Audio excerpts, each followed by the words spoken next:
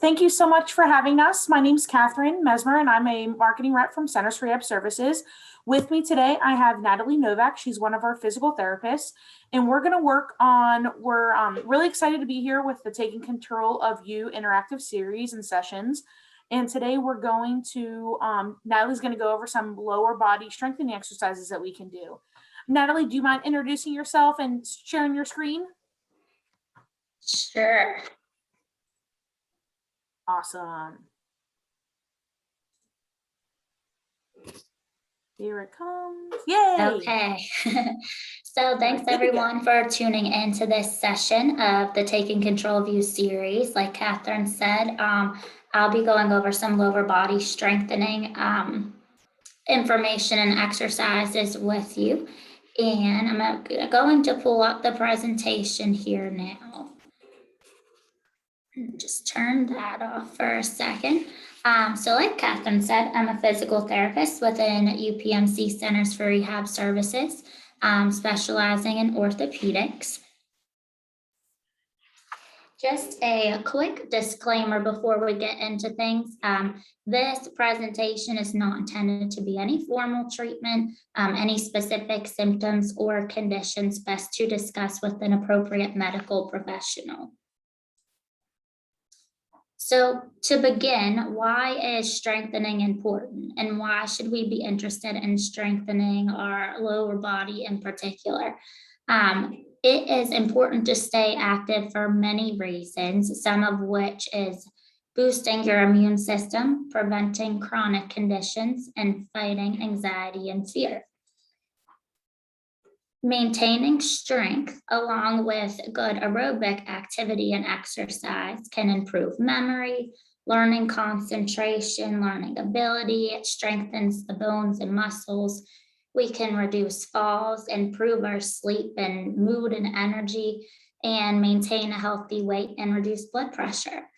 Stretching will also help to keep your muscles loose and lengthened so that we can continue to move more freely and easily and maintain that strength.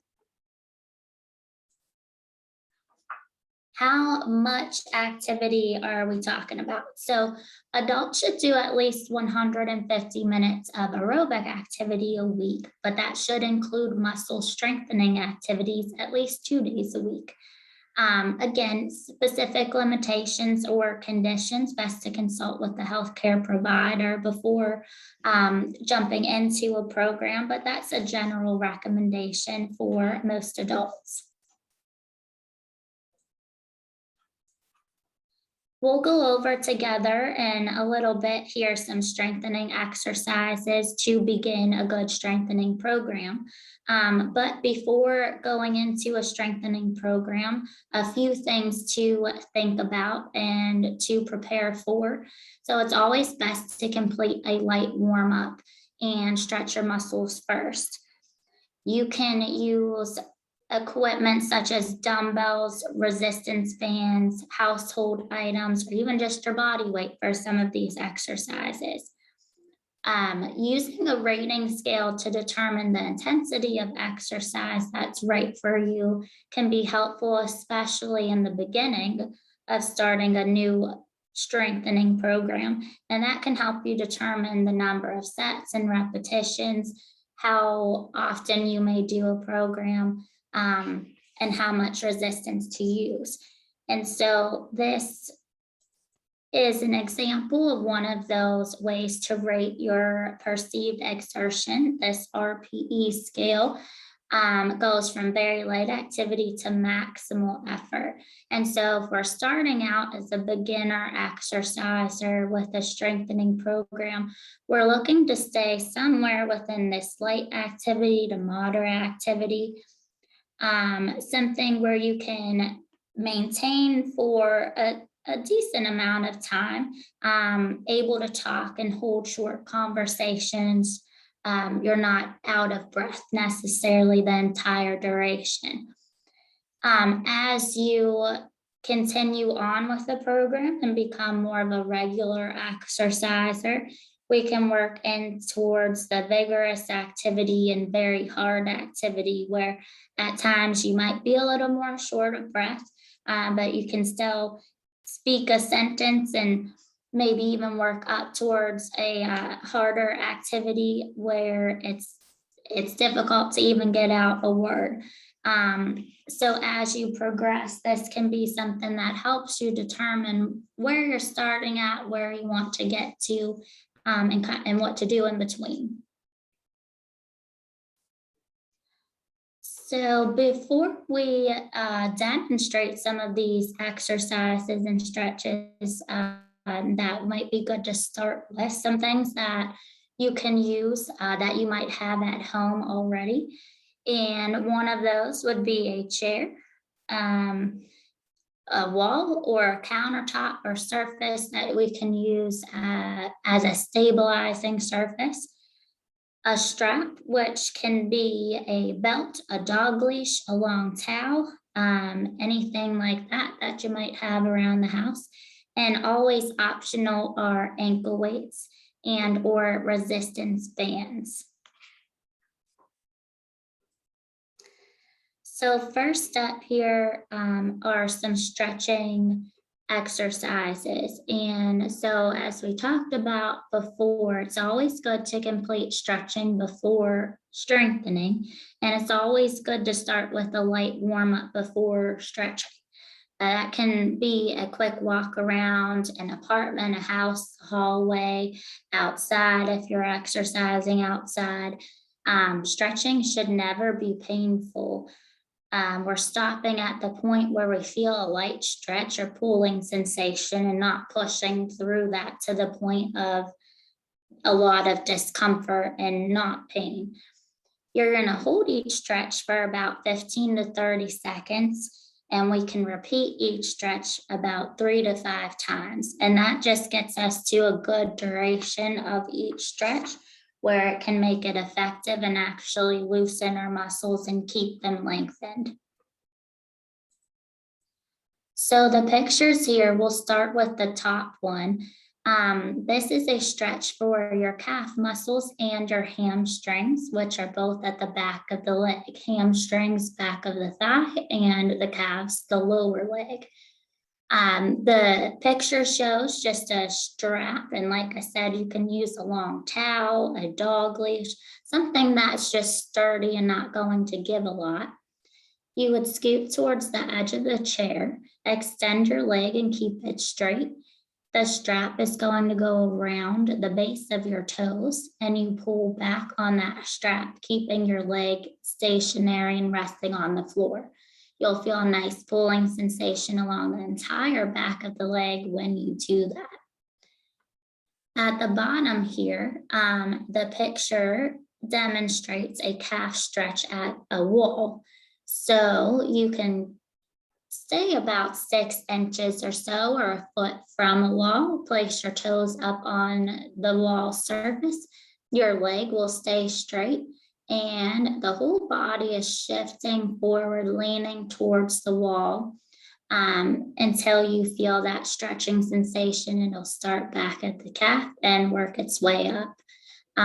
Best to do one leg at a time for both of these, but certainly you can do each leg and keep both sides even.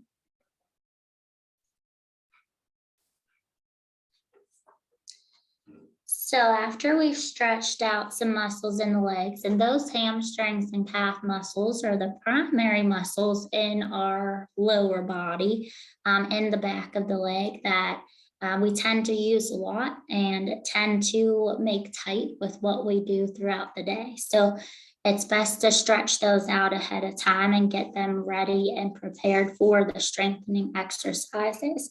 So the following slides here have some strengthening exercises, examples of ones to begin with.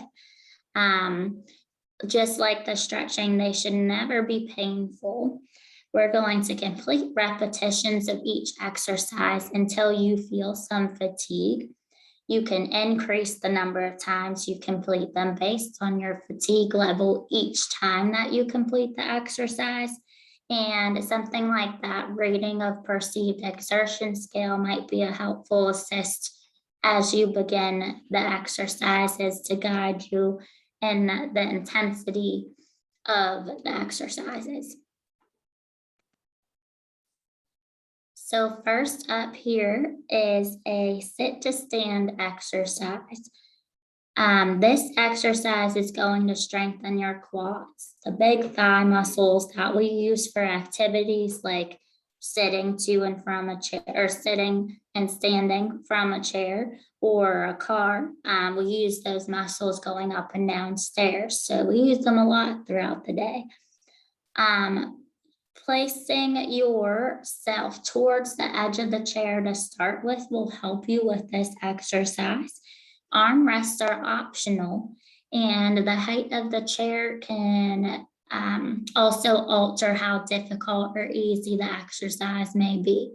So not using arms and lowering the surface will be more challenging than using the armrest or completing the exercise from a higher chair. But you can find a starting position that works best for you, where you want it to be a little difficult, but still doable to do.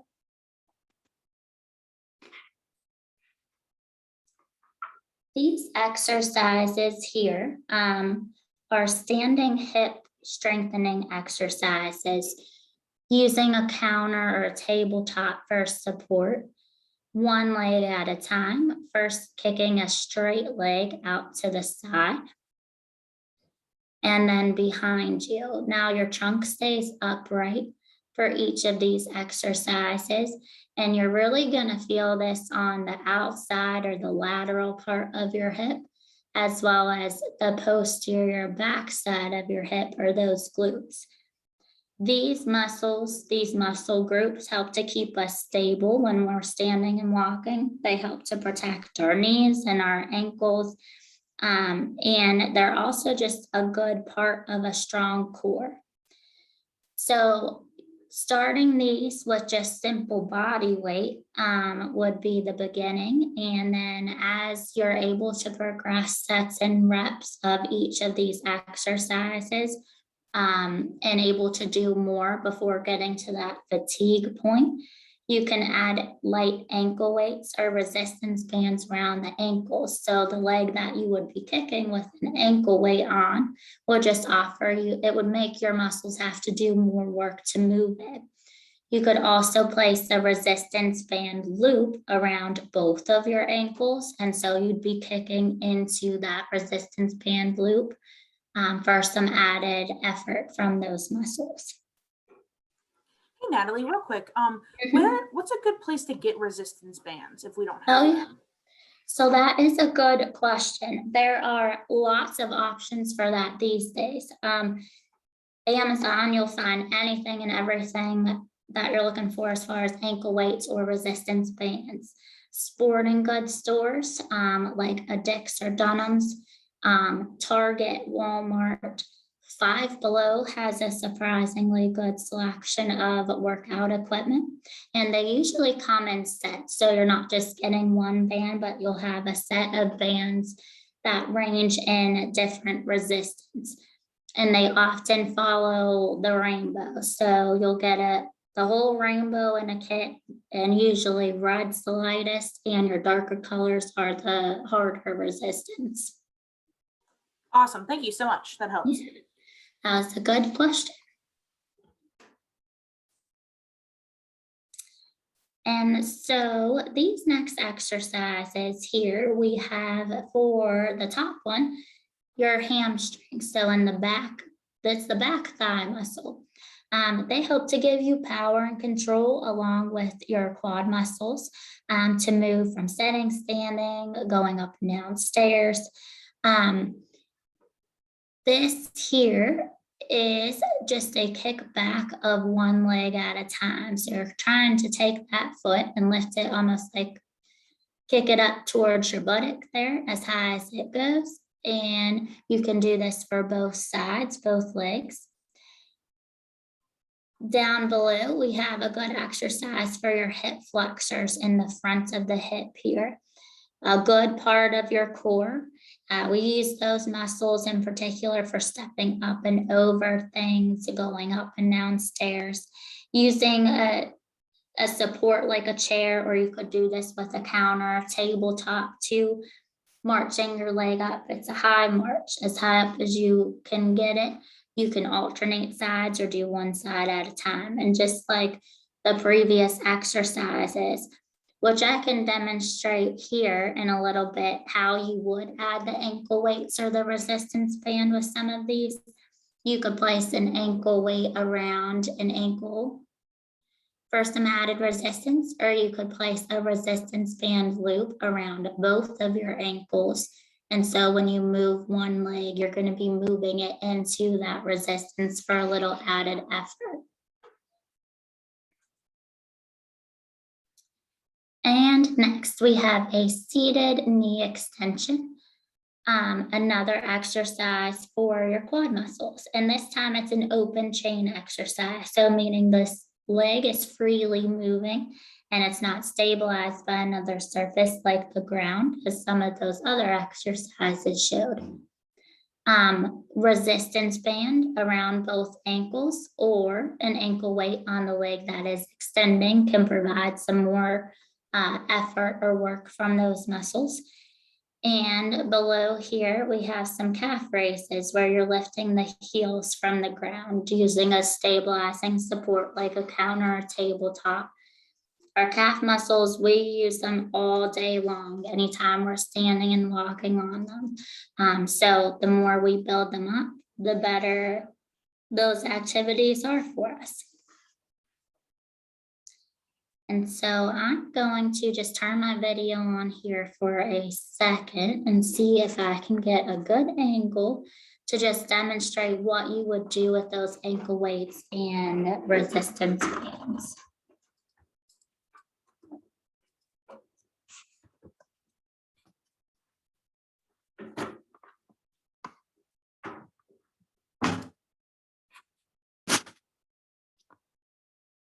Okay.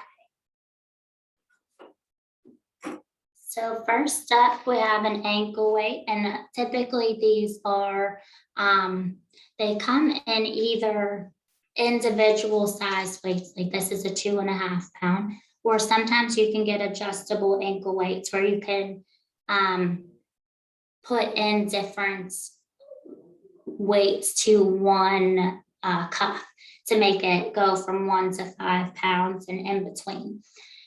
Usually Velcro or some form like that. So I'm going to place this around my ankle.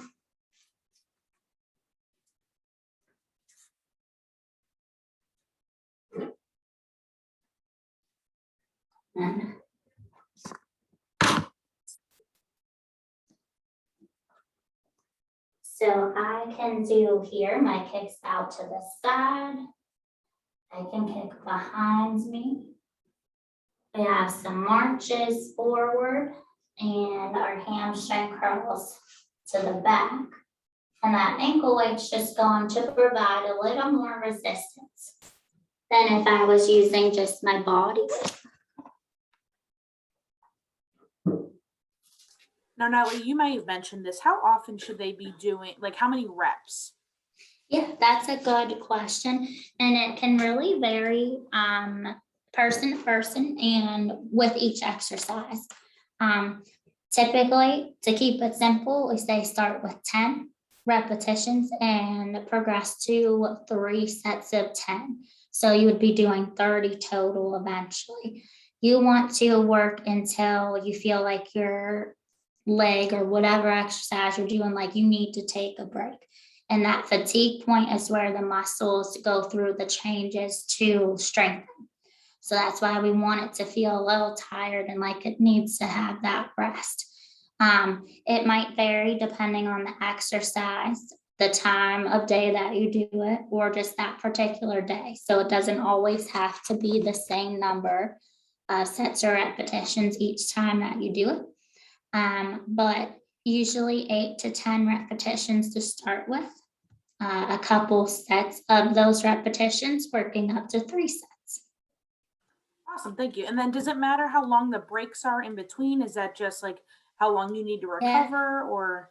So that is another great question. And We generally say at least a good 30 seconds in between sets and 30 seconds to a minute in between changing exercises.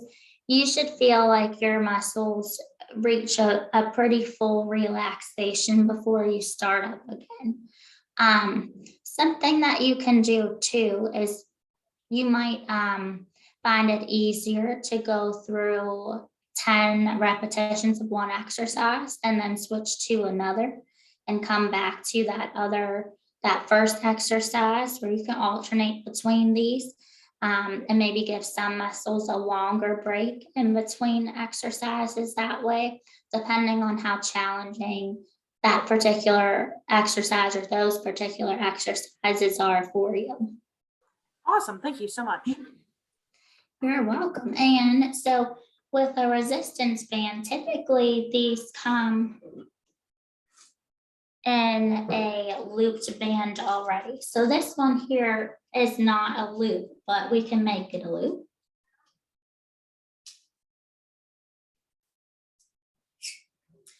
And I'm going to get this situated and then I'll show you.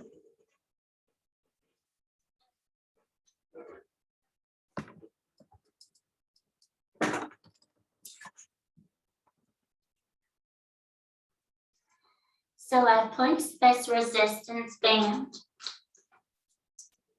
around both of my legs. Now it can really be anywhere between your knees and your ankles. The lower down towards your ankles, the more resistance, the more challenging it's going to be. The higher up towards the knees, the less resistance you'll feel from the same band. But from this placement here, I can then go back to those kicks to the side. I can do kicks behind me. I can do a forward march. And I can do a hamstring curl behind me with this added resistance.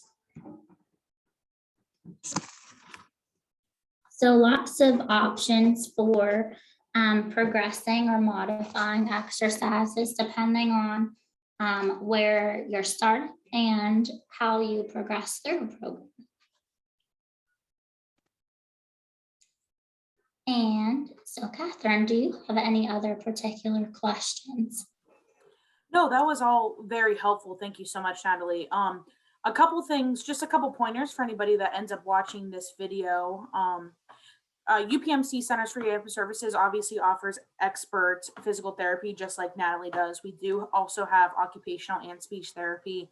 We have over 70 locations around Pittsburgh, so please feel free to give us a contact. I know Natalie will share her information in the next couple slides too. Please feel free to contact us if you'd like to schedule an appointment or even ask an expert some questions. Natalie, the band that you just used, we sell those, correct? UPMC We do, yes. These particular ones are called DuraBands, and they are a nice option to have for a number of reasons. Well, they come in sets of varying resistance, which is nice. But then sometimes these clip attachments are a little more versatile than just a loop band would be. And that way you can adjust with the same band. You can make it shorter as long as you need, so you can change how it fits or how you're using it. And that way, by having the option of the clips. Awesome. That's super helpful. Thank you so much, Natalie. And then, like I said, if you guys have any questions, if you want to share your information, that'd be great for them to get. But then our physical therapists can evaluate you without seeing your provider too. So say you have some aches and pains, you just want some general strengthening, give us a call. We can get you in for an evaluation. A lot of our physical therapists, it's called direct access. We can see you without a prescription for at least 30 days, get you a great home program, get you a great band kit, and then start you off on your new routine for strengthening. Yes, awesome. And I am just going to pull up some contact information here. Awesome. Thank you. Thank you. Thank you. And then Natalie, while she's doing that, I'll let you guys know, she works actually at 2 locations. So anyone from the North Hills can go see her at McCandless. Anything from the city in the South, she is at our downtown location in the Heinz building. So you have 2 great opportunities to see Natalie. I can say from firsthand experience, I've seen her in the clinic. She's fantastic. We also have a bunch of other fantastic therapists all over the region. So if you guys have any questions, please feel free to give us a call. Natalie will give her personal information, but you can always give us a call. Excellent. We have a website that you can visit. It'll show all our locations and the best contact for you there. So yeah, my particular offices, we have, I work out of McCandless, like Catherine said, in the north, and then also right downtown in our Heinz 57 building. But lots of options for wherever you're located. thank you guys so much again for having us. And like I said, if you have any questions, please visit our website, www.upmc.com/CRS4. You'll be able to find our locations and we'll be able to answer any questions for you. Have a great day, guys. Yeah, thank you, everyone.